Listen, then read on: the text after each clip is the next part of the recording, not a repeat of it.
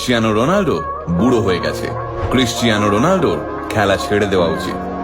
যতবার 7 নম্বর জার্সি পরা এই মানুষটার দিকে নিন্দুকের আঙুল তুলে সব বলেছে, ততবার মানুষটা নিজের খেলার বুটের নিচে সেই সব আঙুলকে গুঁড়িয়ে দিয়ে ফিরে এসেছেন।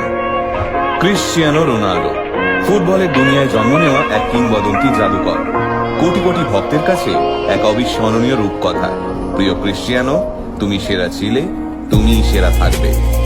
বিশ্বকাপে মরক্কোর কাছে হেরে ক্রিস্টিয়ানো রোনাল্ডো যখন মাঠ ছেড়ে কাঁদতে কাঁদতে বেরিয়ে আসছিলেন, তখন সারা বিশ্বে ছড়িয়ে থাকা রোনাল্ডো ফ্যানেরাও চোখের জল সামলাতে পারেননি।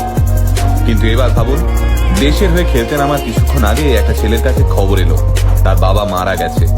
খবরটা পেয়ে ছেলেটা হাউ হাউ করে কাঁদলো, কিন্তু তা সত্ত্বেও সে খেলতে নামলো। আর রাশিয়ার বিরুদ্ধে সেই খেলায় ছেলেটা খেতাব পেল ম্যান অব দ্য ম্যাচে। আগে হ্যাঁ বস, এটাই আমাদের ক্রিস্টিয়ানো রোনাল্ডো। শূন্য থেকে লড়াই শুরু করা তরুণ প্রজন্মের কাছে পরিশ্রম আর ডেডিকেশনের একটা জল জ্যান্ত উদাহরণ। কি ছিল ছোট্ট ক্রিস্টিয়ানোর কাছে? একটা ছেঁড়া বল, অসহায় মা, মাতাল বাবা, মাথার উপর অভাব আর পেটের ভিতর খিদে। ব্যাস এইটুকু সম্বল নিয়ে লড়াই শুরু করা ছেলেটা আজ প্রায় 8,000 কোটি টাকার মালিক।